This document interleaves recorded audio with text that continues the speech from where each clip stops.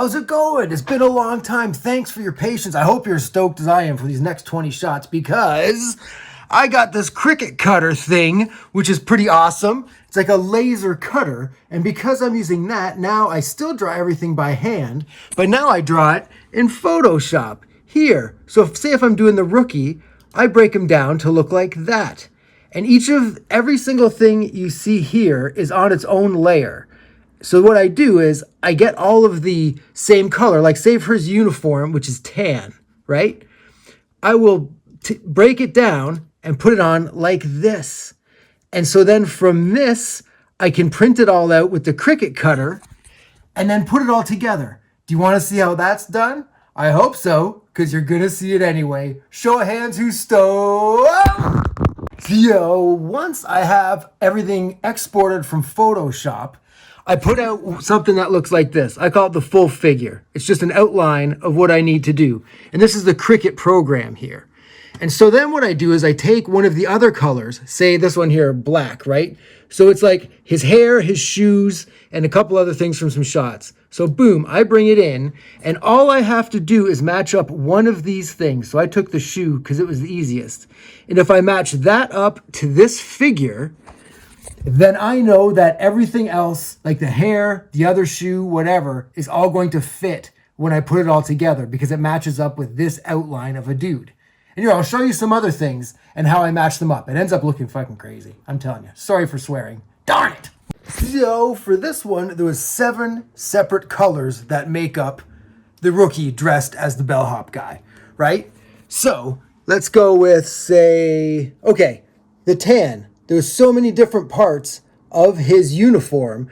I only needed to match one, but because of that, boom, that's how it looks. I matched this one up to the outline because it just made the most sense to do so. And all of this other stuff will now fit on this figure because of that. What else we got here? Some white. Oh, that's the tray there that he's holding that I matched up. Dark red. I use his hat up here. These are all the stripes on his pants and stuff. Honky, that's his skin color. I matched up his head to fit in there, and there's his other hands and stuff. And cream, oh, that's just bagel and eggs. So that's how I'm doing it. I don't know if that's the best way to do it, but it's the best way for me to do it. So let's see how it turns out, shall we? We shall. Let's go. I'm so stoked. Now I'm about to show you how awesome this thing is and how much time it saves me. If you watched any of the time lapses, you see that little clock in the corner spinning around while I'm cutting stuff out forever. So now here you saw how much stuff we needed. Hit the old play button. I almost hit the wrong one because I'm an idiot. And then it says preparing over here, cutting. Here we go. It just wrangles this out like so easily and perfectly every time. And like, trust me, I still like the handheld homemade feel of it. That's why I'm still drawing it in Photoshop. I'm not using shapes and that kind of thing. But this will make things so much cooler for you watching it because you'll be able to have more detail and more stuff will look way cooler. And it saves me a bunch of time so we can get this thing done quicker. It's a whole new workflow that I got to get used to, but I think it's going to be radical. And like, it's already almost done. And that would have taken me at least an hour. So here we go. Let's do this thing. Whoa! All right. So check this out. So here, that was the shot there. And then it got broken down. So we look like that there. And then we printed it out and we got him looking like that there.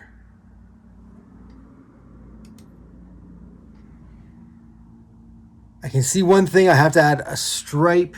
I thought it was a shadow. Oh, it's just a shadow. But here. But yeah. So there you go. That's the first part of this. You can also see he runs later and you can see his suspenders. So we got that there. Like his jacket here rides up when he starts running. Look at the detail in that hand now. Looks so awesome. So yeah, that's the next step. We got to do the backgrounds and stuff. But I gotta figure out if I should do that now or later so I know how big to make it.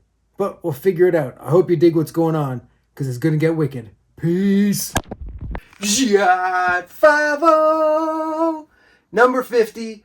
One of the harder ones, I got to say. Or I think it's going to. Maybe it'll be easy, but I think it's going to be tricky. I haven't started animating, but I found this thing. Check this out. So here's the shot.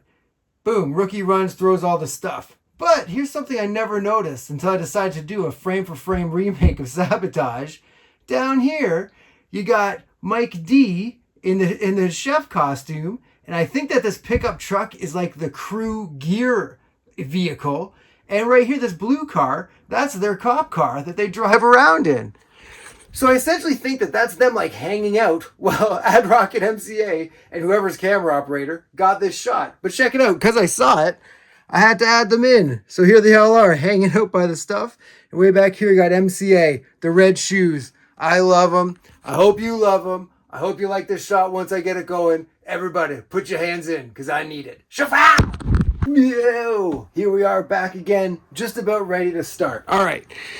See, so we got here now, we got Ad Rock in the shot there, and then we got him right there in the shot, ready to go. I just want to show you all this other stuff we've got to use for this shot. Here's like the eggs and stuff that fall. There's suspenders in his butt. There's the different trays. He's got more hands, another head, legs and such. And then also, to keep me straight, I've got everything written down when I've got to switch it out on what frame. So, hopefully that'll keep everything moving. There's a lot of moving parts in this one. So it's going to be interesting to try to make sure they all look the same and are moving right. And like, he's dropping a bunch of eggs. So let's hope that looks right. You know, that's the whole freaking video is about that. Right? Right? No? Oh. I have this completely wrong. So for shot 50, there was a lot going on, and actually more going on than I've ever seen in this actual shot, to be honest with you. Starting with Mike D dressed as the chef down by the pickup truck with a couple other dudes, which I assume is the production vehicle. And it was stuff like that that made me love diving deep into Sabotage and seeing things that I'd never seen before, and who knows how many people have seen that. And then with the rookie, with all the food falling from the tray and everything, that turned out so much better than I thought it could, and I am super stoked with this shot. Great news, everyone! We got it done. I can't believe, I didn't think we'd get it done in one day. For real, I didn't. But anyway, here's a refresher of what we wanted to get. Runs away, throws the stuff. And then here's what we've got down here. Runs away, throws the stuff. See, his legs might be a bit weird. His one arm goes kind of wonky for a second, but I think when it's all moving, it looks all right. I don't know. What do you think? I'm okay with it. I hope you are anyway. Who knows? But I gotta say, with this shot here, I'll show you.